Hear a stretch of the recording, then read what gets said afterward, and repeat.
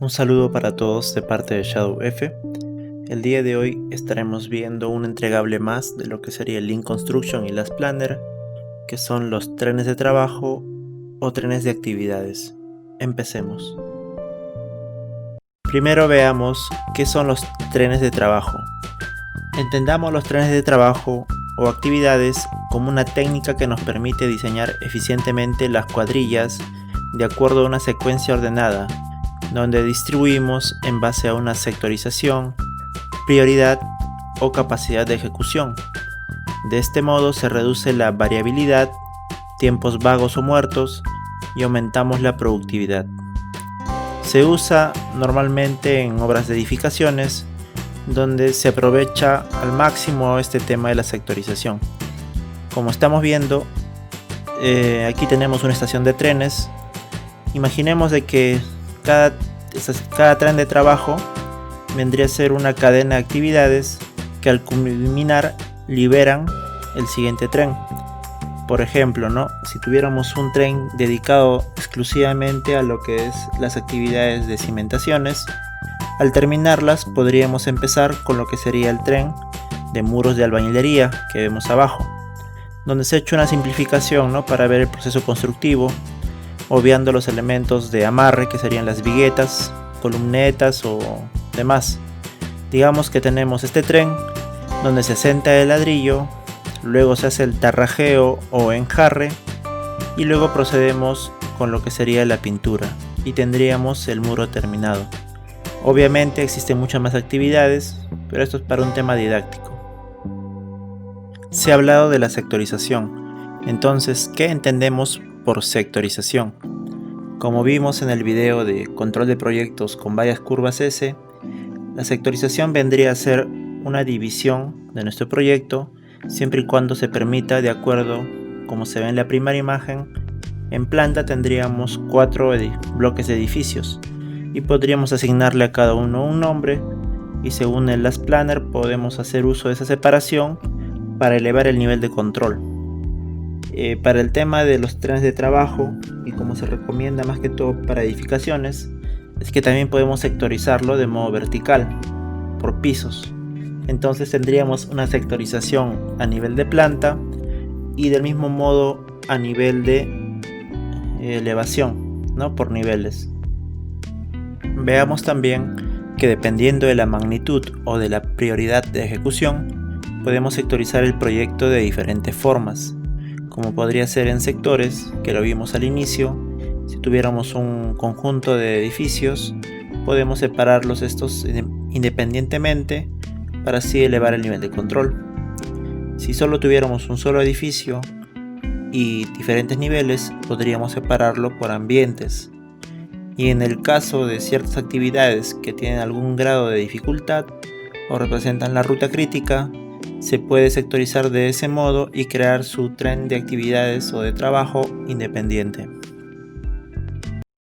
Bueno, lo siguiente que tocaría es ver cuál es la secuencia de diseño que podemos seguir para realizar la distribución de nuestros trenes de actividades. Deberíamos contar con una base de datos de los metrados que dispone el proyecto. Luego haríamos la sectorización según el tipo que más nos convenga para la magnitud de nuestro proyecto. Luego tenemos que elegir las actividades que componen ese tren de trabajo. Y por último, o al inicio, dependiendo de cómo queremos hacer la planificación, debemos revisar si disponemos de la cuadrilla suficiente para ejecutar los trabajos que queremos proponer, o podríamos trabajar desde el inicio con las cuadrillas y en base a eso hacer la sectorización y la distribución de actividades. Este proceso es un tema iterativo, porque una vez que se ha hecho una planificación inicial, si es que esta no tiene un buen cumplimiento, hay que reevaluar las condiciones, si es un tema de cuadrillas o si es un exceso de confianza en la planificación. Entonces se vuelve a hacer una iteración de todo el proceso para ir optimizando los resultados. Y justamente esa es una de las ventajas de utilizar los trenes de actividades, que al dividir las tareas en resumen o idealmente, de que una cuadrilla específica termina una actividad por día, al hacer un incumplimiento estaría retrasando las demás actividades siguientes, y por eso podríamos darnos cuenta de si estamos o no en lo correcto respecto de nuestra programación o distribución de cuadrillas. Lo siguiente que vamos a hacer es ver el formato, que es algo simple, y de paso explicar algunos conceptos más. Bueno, aquí tenemos lo que sería el formato del entregable, y como dice, ¿no? El tren de trabajo vendría a ser un formato que nos ayuda a reducir la variabilidad, evitar tiempos vagos, organizar y distribuir eficientemente las cuadrillas. Se utiliza generalmente en edificaciones, donde se puede hacer un uso eficiente de la sectorización, tanto verticalmente como horizontalmente. Ahora vamos a pasar a lo que sería el tema del formato, donde tendríamos aquí lo que son las actividades, y esto sería el sector. En este caso están sectorizando por sectores, como vimos el primer ejemplo. Luego tendríamos una unidad, que sería, dependiendo de la partida, puede ser metros cuadrados, metros cúbicos, kilos, metros lineales.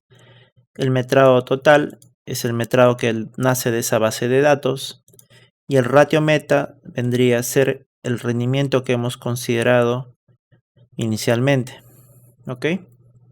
Entonces lo que se puede apreciar aquí es que tenemos aquí tiempo, y aquí, por ejemplo, está separado por pisos.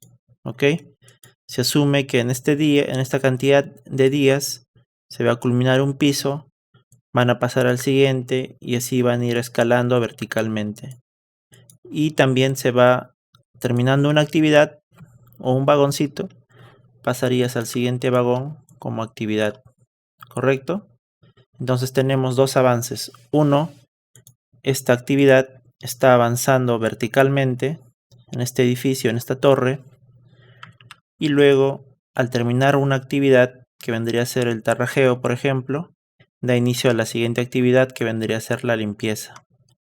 De este modo, como se les mencionó, si es que la cuadrilla que está a cargo de hacer el tarrajeo de cielo raso no cumple con su fecha límite, estaría perjudicando al inicio de la siguiente actividad. Y de este modo, si esta información está bien hecha y conversa a su vez con lo que es el Lookahead y con el PPC que vimos en el tercer video del Link Construction, podríamos evaluar las condiciones que generan este incumplimiento, ¿no?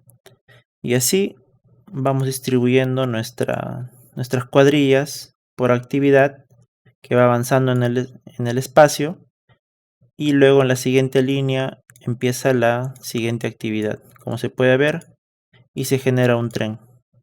Eso sería todo por este video como formato. Ahora vamos a hablar de lo que siempre hablamos, de la trazabilidad. Aquí tenemos 4 formatos que deberían conversar entre sí. Estos metrados que tienen de limpieza deberían aparecer en la planilla de metrados, deberían estar planificados en el Lookahead, ya que el Lookahead te da una fecha inicio-fin. Esta fecha inicio-fin de aquí, por ejemplo, debería conversar con el Lookahead. ¿Ok?